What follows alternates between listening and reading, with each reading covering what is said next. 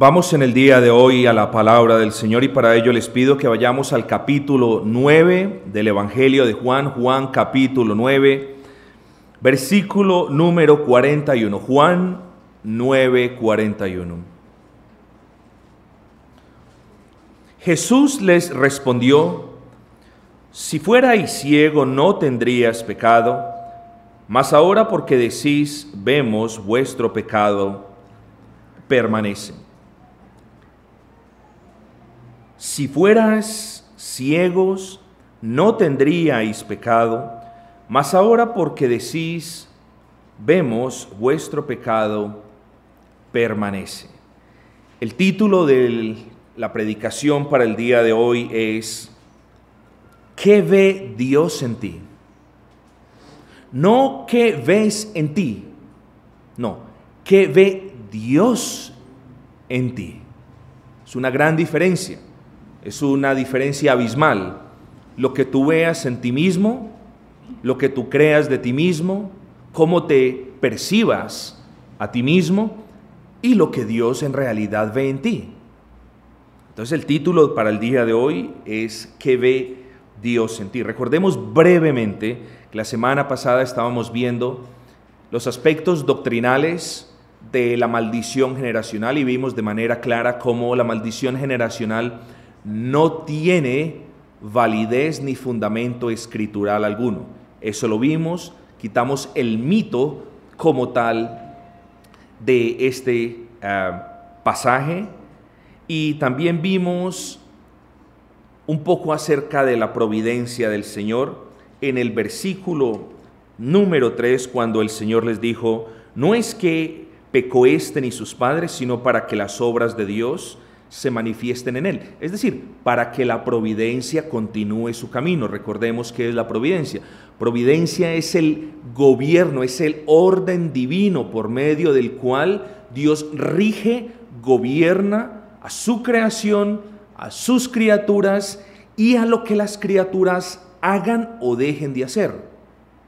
Esa es la providencia del Señor. Entonces el Señor les dice de entrada a los discípulos: no es como ustedes creen que esta persona pecó. Y recordemos lo que decíamos, los discípulos creyeron que la persona había pecado desde el vientre de su madre. Y recordemos también que vimos cómo todos somos engendrados en pecado. Absolutamente todos somos engendrados en pecado. También les dijo el Señor, no es que sus padres hayan pecado. Y entonces vimos lo de las maldiciones generacionales. Entonces es bueno aplanar este terreno, por así decirlo, para que prosigamos, porque debemos terminar hoy mediante el Señor el capítulo 9 de Juan, para que prosigamos con la enseñanza principal de este capítulo 9.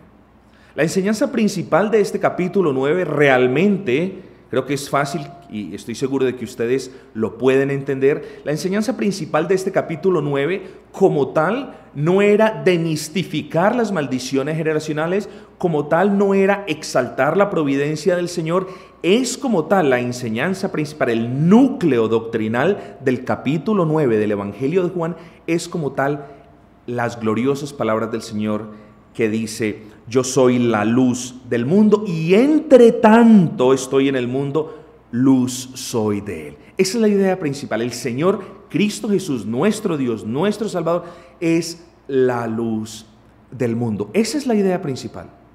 Vamos a ver entonces cómo en la providencia del Señor, en un día determinado por la providencia del Señor, desde la eternidad pasada, cómo el Señor permitió que el ciego estuviese allí, en ese momento, en ese lugar, y cómo el Señor ya tenía decretado que nuestro Señor Jesucristo lo viera. Recuerda que fue el Señor Jesucristo quien vio a la persona necesitada. Él no pudo haber visto al Señor Jesucristo. ¿Por qué? Porque era ciego de nacimiento. Era ciego de nacimiento. Entonces es lo primero que nosotros debemos notar. Fue Cristo quien lo vio. Y recordemos la razón del por qué la luz vino al mundo. La luz vino al mundo, recordemos, para mostrar a Cristo, para mostrar en verdad quiénes somos nosotros y para que nosotros podamos ver el camino de salvación. Entonces, amados hermanos, son enseñanzas muy hermosas acerca de la luz. Vimos el poder de la luz, vimos rápidamente lo indispensable, el carácter indispensable de la luz. Vimos en el versículo número 1 que Jesús, nuestro Señor, lo vio.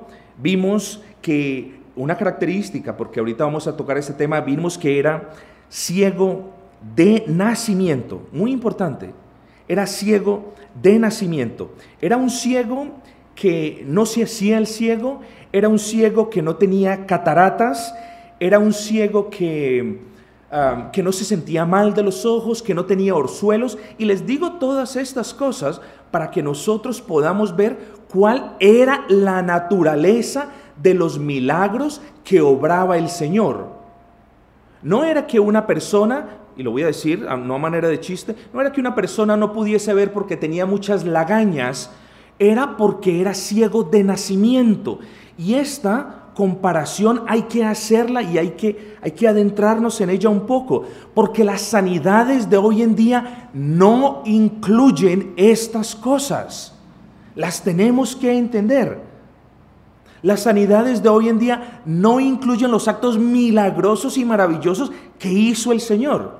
No califican para ser consideradas como sanaciones o como señales o como milagros verdaderamente del Señor. Es que no toda la persona que clame ser sana es sana. Recordemos que está la autosugestión, y bueno, este es otro tema ya para muchas sesiones. Pues tengamos cuidado. Yo fui sanada por Pedro, yo fui sanada por Juan. No, eso no es que una persona diga yo fui sanada. Es que hayan testigos oculares inequívocos que puedan dar fe de que la persona sí fue sanada, porque, como en este caso, era ciego de nacimiento. Entonces tenemos que pasar por el colador los famosos milagros modernos de hoy en día. Los tenemos que pasar. No nos podemos atragantar con la gran cantidad de milagros que están pasando, porque las malas noticias para todas las personas es, no están pasando grandes milagros. No los están pasando. Dios hace obras maravillosas, grandiosas con su pueblo, pero no necesita intermediarios. No necesita mercaderes. No necesita nadie que les cobre en nombre del Señor. Dios escucha la oración del pueblo. Entonces tenemos que pasar por el colador bíblico, qué es y qué no es un milagro. Y sin lugar a dudas nosotros decimos, aún el Señor le ha permitido a Satanás que él delegue cierto tipo de poder sobre ciertas personas para hacer aparentes prodigios y señales. Eso lo podemos decir. Ahora, ¿por qué se nos olvida tan a menudo que estamos en los postreros tiempos, amigos y hermanos? ¿Por qué se nos olvida tan a menudo que estamos en tiempos postreros? Estamos en tiempos postreros y recuerden la profecía. Se levantarán muchos falsos maestros y harán prodigios y señales y aún engañarán a los escogidos. No se te olvide, estamos en tiempos postreros. ¿Cuándo se va a acabar el mundo? Nadie lo sabe.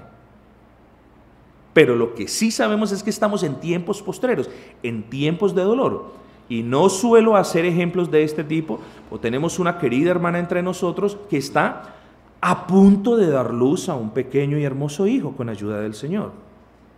Este mundo está en dolores terminales. Y el Señor lo dijo, van a haber ciertas manifestaciones, van a haber ciertas señales recurrentes.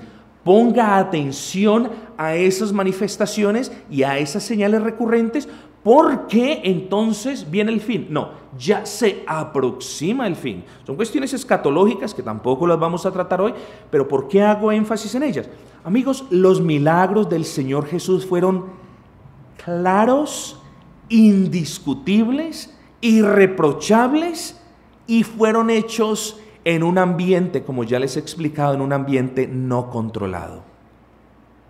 no fueron hechos en la choza donde hay veces vivía el Señor Jesús, fueron hechos en la voluntad soberana del Señor en cualquier parte, a cualquier hora del día y en cualquier momento. Vaya a ver si uno de los llamados super hacedores de milagros el día de hoy puede visitar a un hospital y puede salvar un par de niños de leucemia. ¿Por qué no lo pueden hacer? ¿Ustedes se han preguntado eso? Porque solamente pueden hacer señales y maravillas en iglesias y en días específicos. Bueno, no quiero entrar a hablar acerca de eso porque me estoy desviando un poco. El punto es este, amigos. Para ellos la respuesta es falta de fe. ¿Falta de fe? Vamos a ver lo que nos dice este capítulo 9 acerca. Les voy a leer solamente rápidamente para dejar ese punto a un lado y continuar. Respondió Jesús, versículo número 3, no es que pecó éste ni sus padres, sino para que las obras de Dios se manifiesten en él. Me es necesario, versículo 4, hacer las obras del que me envió, entre tanto que el día dura, la noche viene cuando nadie puede trabajar. Entre tanto que estoy en el mundo, luz soy del mundo. Dicho esto, escupió en tierra e hizo lodo con la saliva, y untó con el lodo los ojos del ciego, y le dijo, ve a lavarte en el estanque de Siloé. Entonces fue y se lavó y regresó viendo. Yo quiero que alguno de ustedes me responda a esta pregunta. Cuando yo les hago, les hago estas preguntas, no es para que ustedes me las respondan literalmente, es una forma implícita de decirles, respóndanse ustedes esta pregunta que les estoy haciendo. ¿Dónde me pueden mostrar ustedes aquí la fe de esta persona, de este ciego? Muchas personas dirán, sí, salió, le obedeció al Señor, o sea, fue caminando.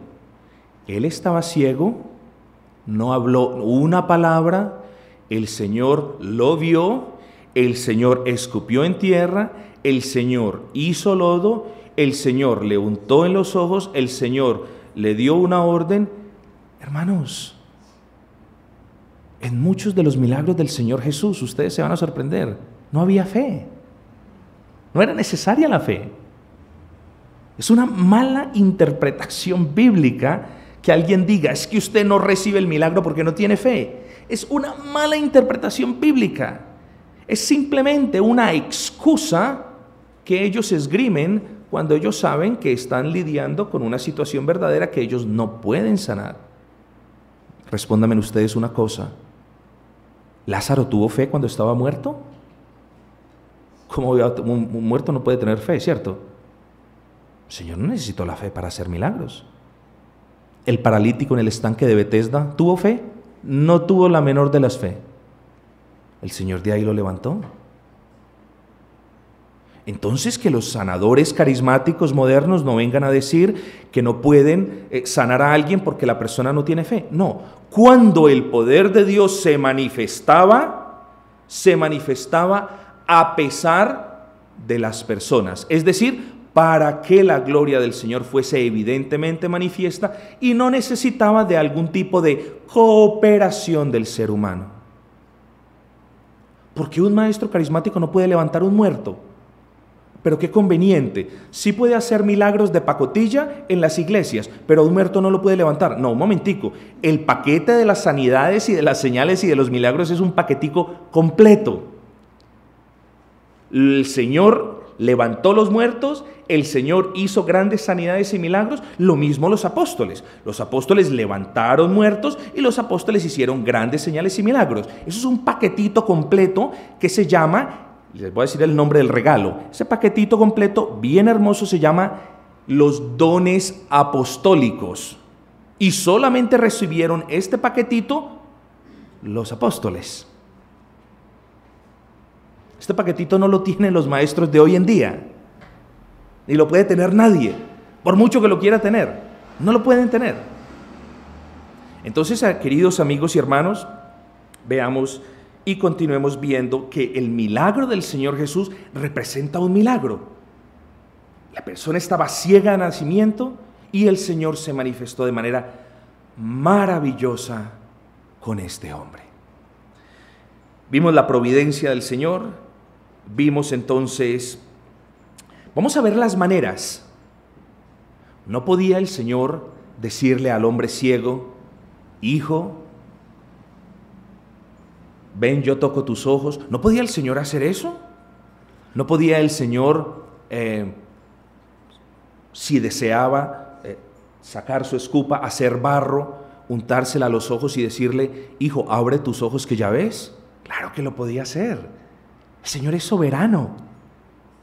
El Señor lo hace. ¿Por qué? Porque el poder del Señor no tiene limitaciones humanas algunas, pero en la predisposición, pero en la soberanía del Señor, el Señor le dice en el versículo 7, ve a lavarte en el estanque de Siloé. No vamos a especular mucho, no vamos a hablar mucho del por qué lo envió a Siloé. El punto es el siguiente: simplemente le dijo: esta es la manera como yo estoy tratando contigo. Fue muy diferente con la que yo traté al paralítico, es muy diferente con la que yo voy a tratar a los demás, pero esta es la manera particular con la que yo voy a tratar contigo. Y aquí viene una pregunta para nosotros: ¿cuál es la manera que el Señor ha tratado contigo? A muchos de nosotros nos ha tratado de una manera dura, porque somos necios, porque por naturaleza nos tendemos a alejarnos del Señor, y al Señor, a quien ama, disciplina. El Señor nos trae de nuevo. ¿Por qué? Porque recordemos lo que decíamos: el Señor no puede permitir, recordemos este caso hipotético de que estudiando un salmo, la certeza, Salmo 23, ahí vemos la certeza de salvación del creyente.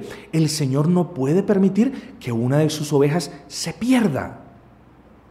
Entonces, mientras que a unos los mueve pacitico con su vara y su cayado, a otros les da vara. Esa es la manera que el Señor escogió para tratar contigo. ¿Has refunfuñado alguna vez de la manera como el Señor ha tratado contigo? ¿Has estado inconforme alguna vez con la manera con la cual el Señor te ha tratado a ti? ¿Te ha dado una dolencia corporal y has refunfuñado al respecto?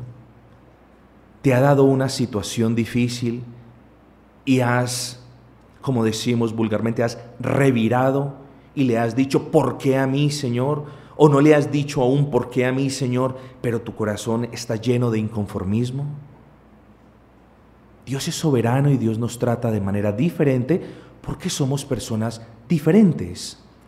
Nunca envidies la manera dulce con la cual el Señor puede estar tratando a otra persona, porque tú no conoces qué hay en el corazón de esa persona. Porque quieres envidiar cómo el Señor ministra a una persona o cómo el Señor bendice a una persona, mientras que tú no estás humillado delante del Señor, no estás orando, tienes una relación profunda en oración. No, las bendiciones, si tú quieres que tu vida sobreabunde en bendiciones, entonces busca las bendiciones en oración, busca las bendiciones de rodilla, allí en casa, busca las bendiciones en la palabra, reclámalas para ti. Dile: Señor, hazme un digno recipiente de estas bendiciones, Señor, tan inmerecidas. Búscalas, tú las puedes buscar, son para ti, son promesas del Señor. Dios las escribió o Dios las inspiró hace 2000, 3000 años, son para ti aún. Son para el creyente. ¿Pero las buscas? ¿Las anhelas? ¿O solamente anhelas las bendiciones que tú puedes ver en otro hermano? Pero cuando tú ves al hermano que tiene una dolencia, eso sí no lo quieres tener, ¿cierto? Cuando tú ves al hermano que tiene una situación difícil, eso sí no lo quieres tener, eso sí no lo anhelas. Puede que una disciplina del Señor sea la más grande bendición que tú puedas tener en tu vida. Puede que un trato del Señor duro para contigo sea la más grande bendición que el Señor te pueda dar. Y la pregunta es: ¿la estás apreciando? ¿Estás siendo agradecido con el Señor? ¿O por el contrario, te estás portando como las personas que van a las iglesias hoy en día simplemente para que les hagan un milagro. No importa, que no me cambie la vida, con tal de que me haga un milagro. Sí, yo no quiero cambiar de vida. No, pero si me hace un milagro está todo bien. ¿O te estás portando como esas personas? ¿O quieres una bendición temporal en vez de una bendición celestial?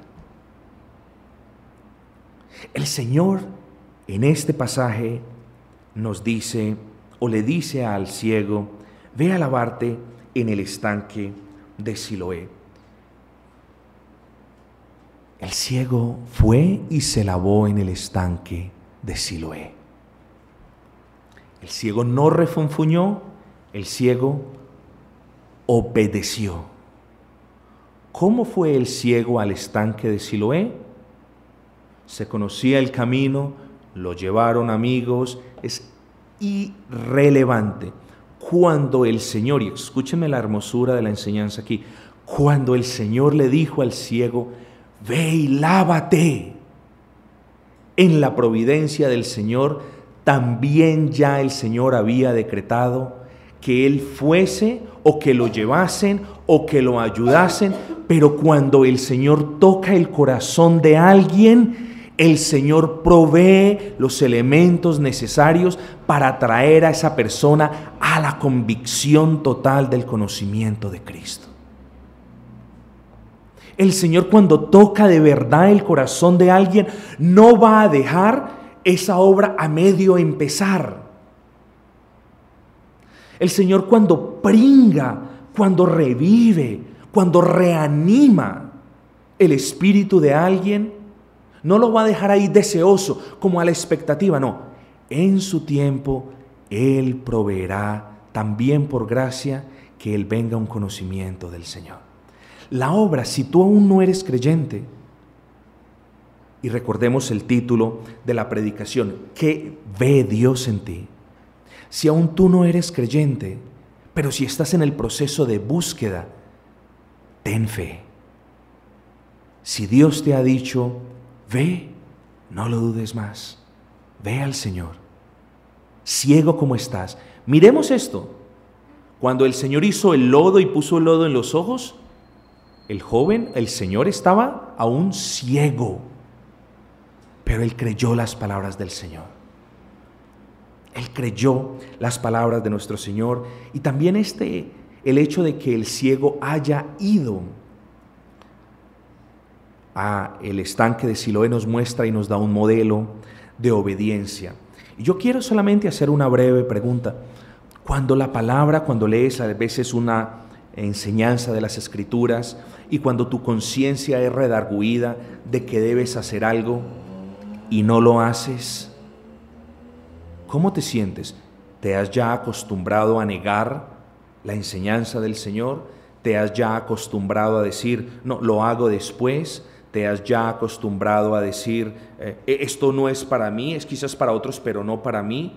Después de que la conciencia te ha hablado, ¿cómo reaccionas tú cuando encuentras una enseñanza de la palabra que te envía a hacer algo o que te muestra algo que no es correcto en tu caminar cristiano? ¿Cómo reaccionas tú? Recordémonos del ciego. Él es un modelo de obediencia. Amigos, ahorita vamos a ver, cuando el ciego se encaminó hacia Siloé, el ciego no era convertido. El ciego no era convertido. Y aún así, porque el Señor pringó su corazón y era una verdadera obra del Señor, el ciego obedeció, porque dijo el ciego, tengo que obedecer. Quizás muchas veces he intentado algo, pero voy a obedecer al Señor. Cuán vergonzoso es alguien que se llame creyente, que lea la palabra y que no obedezca lo que hay en la palabra.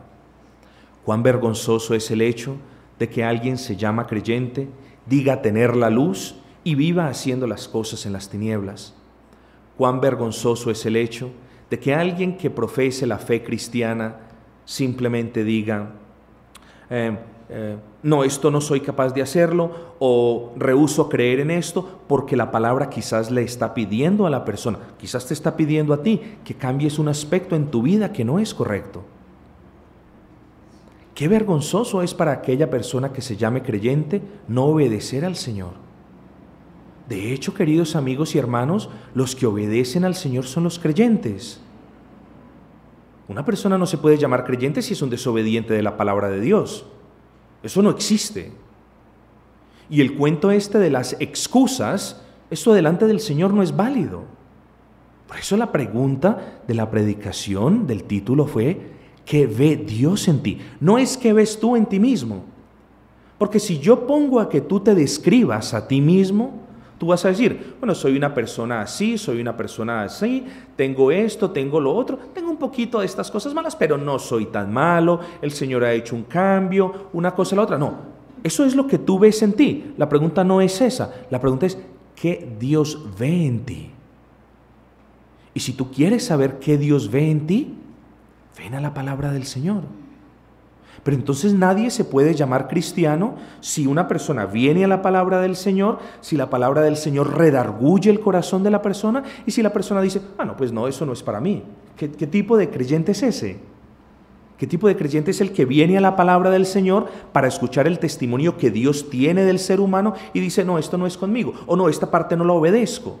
O sí, las 3 promesas que hay aquí son para mí, la condición no es para mí. No, recuerden, las promesas son condicionales. Entonces, las personas de hoy en día quieren las promesas, pero no quieren la condición. Y simplemente a causa de muchas cosas, pero una de ellas es la ignorancia de aquellos que predican hoy en día diciendo, estamos en el Nuevo Testamento, para ti son las promesas. Las condiciones ya las cumplió Cristo. ¿Perdón? Esa es la mentira más ignorante y más burda que podemos escuchar hoy en día. Es una violación a la exégesis bíblica, porque las promesas del Señor son condicionales. ¿Quieres vida eterna? Ven a Cristo. ¿Quieres conocer al Señor? Ruégale. Tú no vas a conocer al Señor si tú no le ruegas que se te manifieste, y tú nunca vas a ir al cielo si tú no vas al Señor. Entonces son condicionales. Y esa es una palabra que es muy difícil de digerir hoy en día, donde se hace una mezcla de lo que es la ley y la gracia. Entonces, queridos amigos y hermanos, qué vergüenza es para un creyente, antes de movernos, decir, creo en Dios, tengo la luz, vengo a las Escrituras, pero no. Cuando el Señor me muestra algo que no me gusta de mí, lo desecho. Esta persona, este ciego, nos da ejemplo de obediencia. Hermanos, hoy no está Cristo para hacer, o al menos no está Cristo de manera física entre nosotros para hacer lodo, ni para untarnos el lodo en los ojos. Pero, escuchemos, pero las personas creen que el Señor le ha conferido el poder a ciertas personas para que hagan las mismas cosas. ¿Por qué?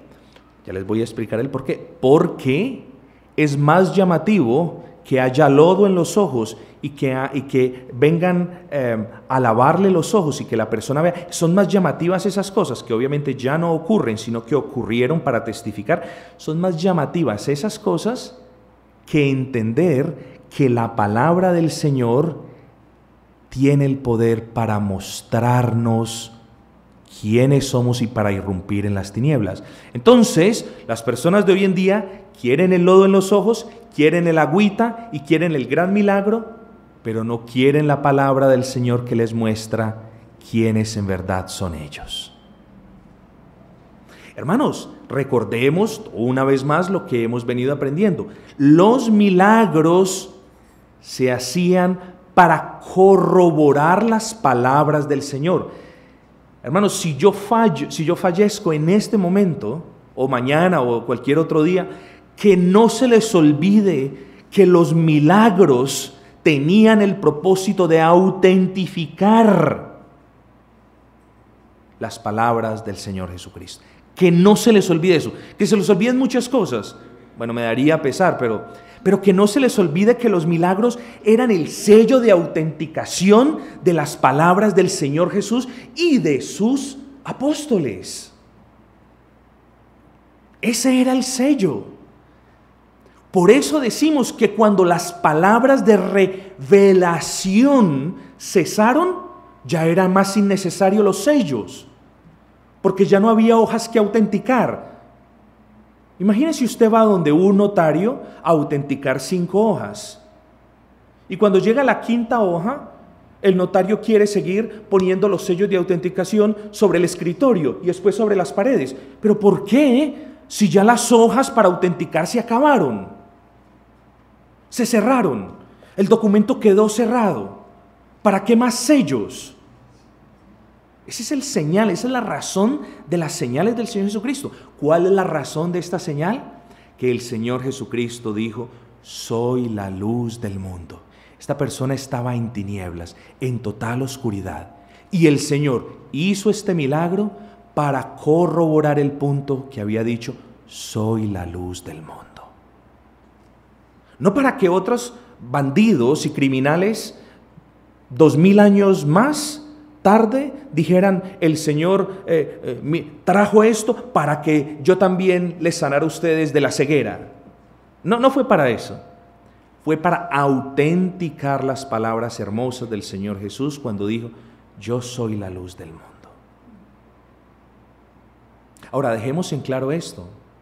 Y más adelante, cuando toquemos el tema carismático, que espero mediante el Señor poderlo tratar después del estudio bíblico, que las Escrituras nos muestren quién es Dios, vamos a explorar el tema carismático de una manera reverente, pero nosotros aseguramos y nosotros decimos, cuando ustedes estudian la carta del Santiago, ustedes ven cuál fue la manera estipulada por el Señor para la sanidad de los hijos del Señor que estaban enfermos.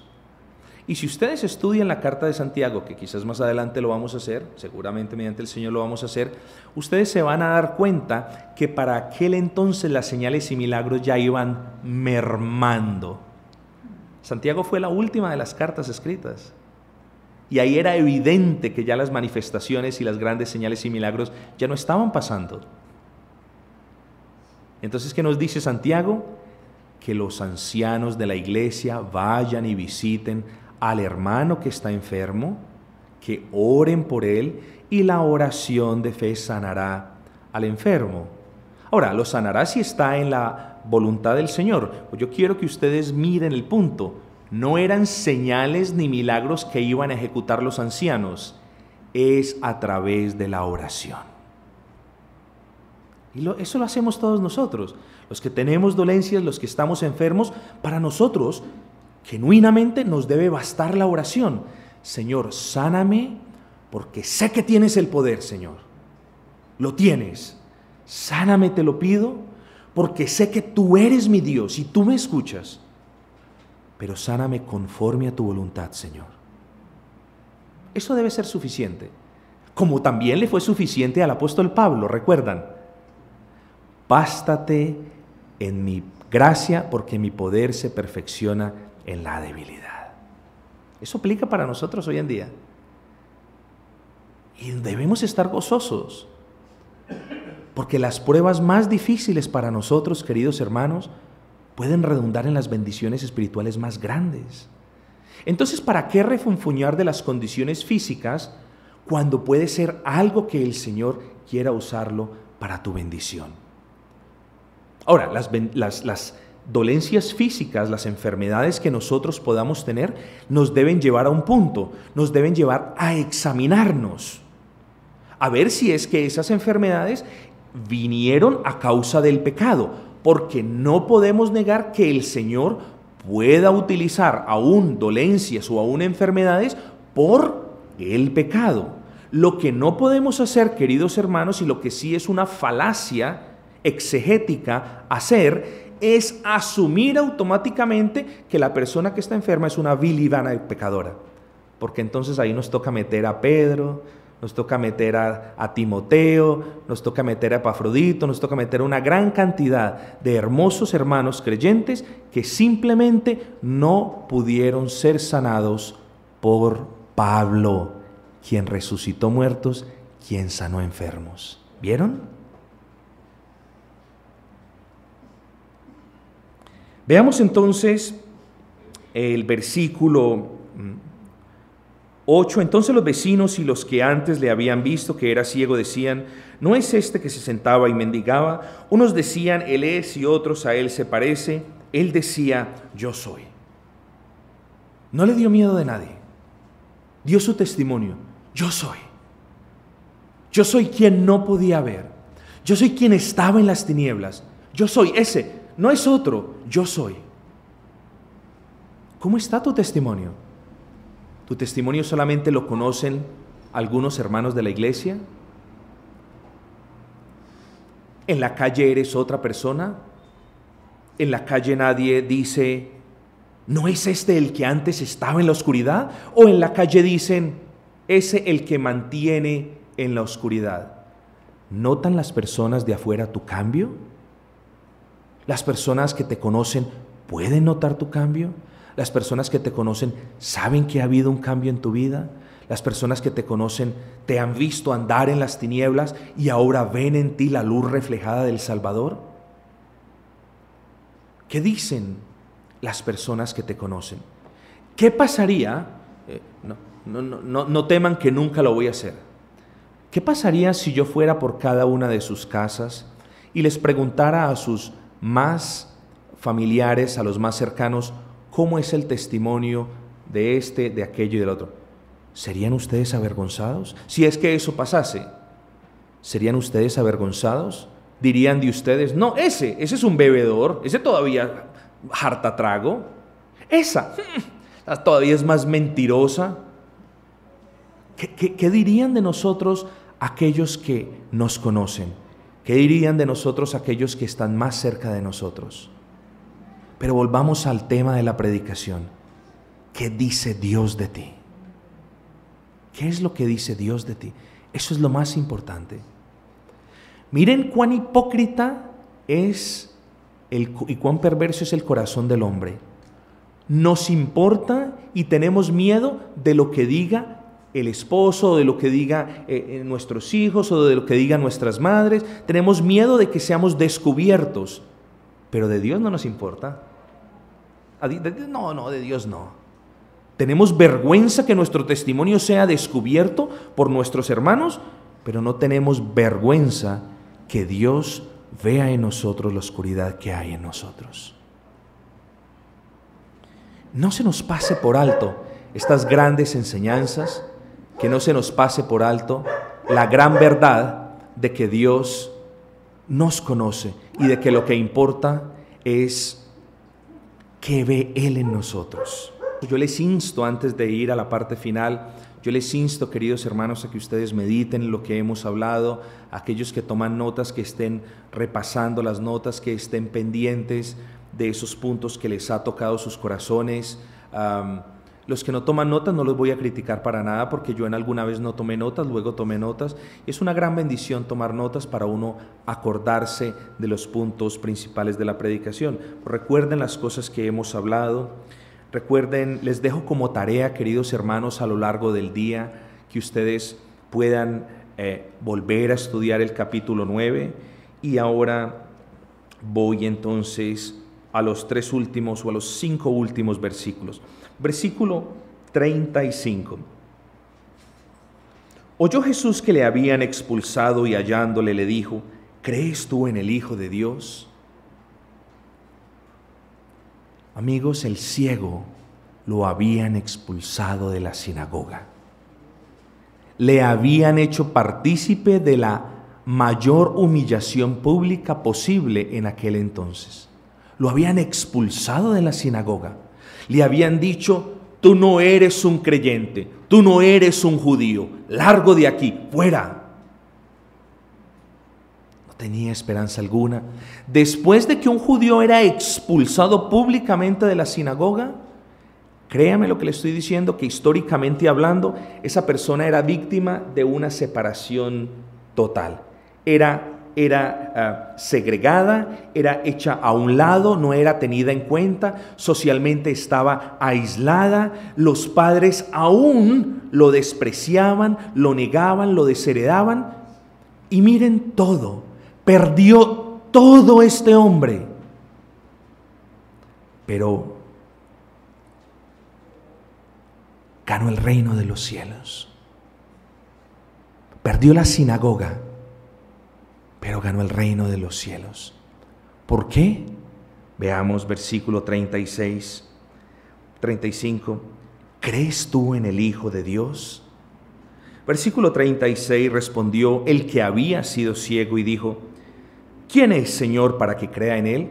No es como muchos dicen, que él respondió: ¿y quién es para que yo crea en él? No.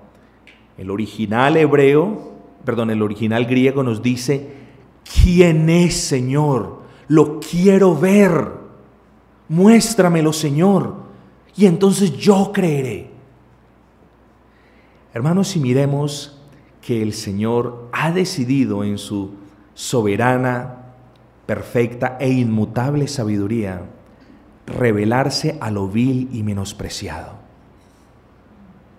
Yo no sé usted, pero yo estoy gozoso de haber sido contado con lo vil, con lo menospreciado y con lo que el mundo llamaba basura. Yo estoy gozoso de haber sido contado allí. Y el Señor se le manifestó a una mujer que había sido destituida de la clase social hebrea como la samaritana. Se le manifestó claramente y le dijo: yo soy el que habla contigo. Y ahorita a este ciego también le dice: pues le has visto, y el que habla contigo, ese es. Este hombre lo perdió todo, pero ganó a Cristo. Este hombre no veía, pero recibió la luz de vida del Señor. Es un hermoso modelo que nos debe mantener a nosotros siempre con esta ilustración en mente de que Cristo es la luz del mundo. Sin Cristo las personas no pueden verse ellos mismos. Sin Cristo las personas no pueden ver a Dios. Por eso nosotros insistimos: el testigo de Jehová no puede ver a Dios, no lo puede ver. Por mucho que lo quiera ver, está inhabilitado, no lo puede ver. Habla de Dios, habla de Jehová, pero no lo puede ver. ¿Por qué? Porque la luz de Cristo no resplandece en sus corazones. Bienaventurados nosotros, que siendo viles y menospreciados, el Señor nos contó para darnos las riquezas en gracia de la luz de nuestro Señor. Cuando tú entonces sopesas las dificultades financieras, y no te estoy diciendo que son fáciles, hermanos, yo viví con ellas, yo sé que es torear deudas grandes. Y les estoy hablando, ya después yo les leo mi testimonio porque se los voy a leer. Yo sé que es torear cosas grandes, yo lo he hecho. Yo estoy enfermo, yo sé que es torear enfermedades grandes. Yo se los estoy diciendo, no para que me vean a mí como: nuestro pastor la ha pasado todo, pobrecito. No, es para que ustedes, yo puedo entender muchas de las cosas que a ustedes les suceden. ¿Por qué? Porque en la providencia del Señor, al Señor le plació tenerme por desahuciado, tenerme por enfermo, tenerme por pobre, y yo estoy gozoso.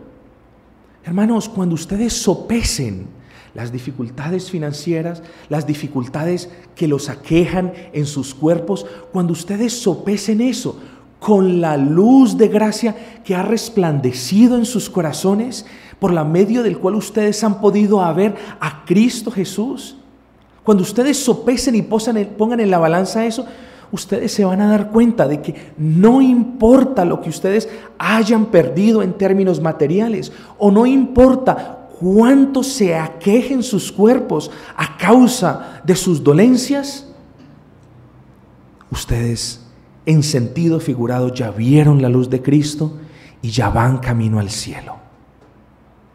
En el cielo ustedes no van a tener necesidad del dinero que les falta hoy, amigos. En el cielo ustedes no van a tener necesidad de la dolencia que les aqueja, no van a tener necesidad de los remedios para sobrellevar la carga, no va a haber necesidad. ¿Por qué entonces, la pregunta es, por qué entonces los pastores de esta ciudad y de muchas otras están enseñando a sus ovejas a amar, a acostumbrarse a las cosas materiales, cuando nada de eso lo vamos a necesitar en los cielos. ¿Por qué? Démosle gracias al Señor por esa luz que ha irrumpido en nuestras tinieblas, por esa luz que nos ha permitido ver nuestro pecado, por esa luz que nos ha permitido ver el camino a la salvación allí a la cruz del Calvario, por esa luz que nos ha permitido ir hacia Él, y por esa luz por medio del cual nosotros hemos podido tener un conocimiento salvador de nuestro Dios. ¿De qué nos importa entonces si tenemos una dolencia o si tenemos una necesidad, cuando lo tenemos ya todo en el Señor?